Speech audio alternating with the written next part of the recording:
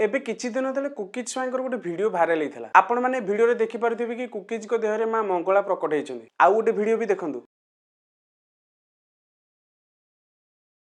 एठी को देवी बा देवता प्रकट होना बरं या साइकोलोजी डिसोसिएटिव डिसऑर्डर बोली कह जाए माने एटा गोटे प्रकार रोग एबे वीडियो देखिबा परे बहुत सारा लोक रागी जिवे सेतिपय मु एमिति हबार वैज्ञानिक कारण कहबी तापर आपण माने ही डिसाइड करिवे कि एमाने को देवी देवता ना गोटे गोटे रोगी जहां थेरापी बा चिकित्सार आवश्यकता अछि याकू अल्टरनेट स्टेट ऑफ कॉन्शियसनेस बा चेतनार परिवर्तित अवस्था बोली कह जाए ए समय मनुष्यर ब्रेन निजको साधारण परिवेश दूरे दिए किबा निजको निज शरीर अलग अनुभव करे जो जगह देवी और देवता प्रकट होता से जगह ढोल घंटी हुलहुली मंत्र और मंदिर परिवेश जो मनुष्यर इमोशनल सिस्टम और लिम्बिक सिस्टम एक्टिवेट हो जाए से लिम्बिक सिस्टम रे आमिगडाला बोली गोटे पार्ट थाए जोटा मनुष्यर डर भक्ति उत्तेजना को मैनेज करदाए सेटा ओवर एक्टिवेट हो जाए आ से समय मनुष्य ब्रेन रो प्री फ्रंटल कॉर्टेक्स जोटा लॉजिक और रीजनिंग को मैनेज करथाय तार एक्टिविटी कम हो जाए सेतिपय से समय डिसोसिएशन होता माने मनुष्यर ब्रेन गोटे अल्टरनेट आइडेंटिटी बा निजर अन्य एक परिचय बनई दी आउ ये परिचय एमिति रैंडम हेइ न थाए मनुष्यर अतीतर विश्वास जोगु बनि थाए सेतिपय संस्कृति और भौगोलिक स्थान अनुसार देवी और देवता प्रकट होइथांती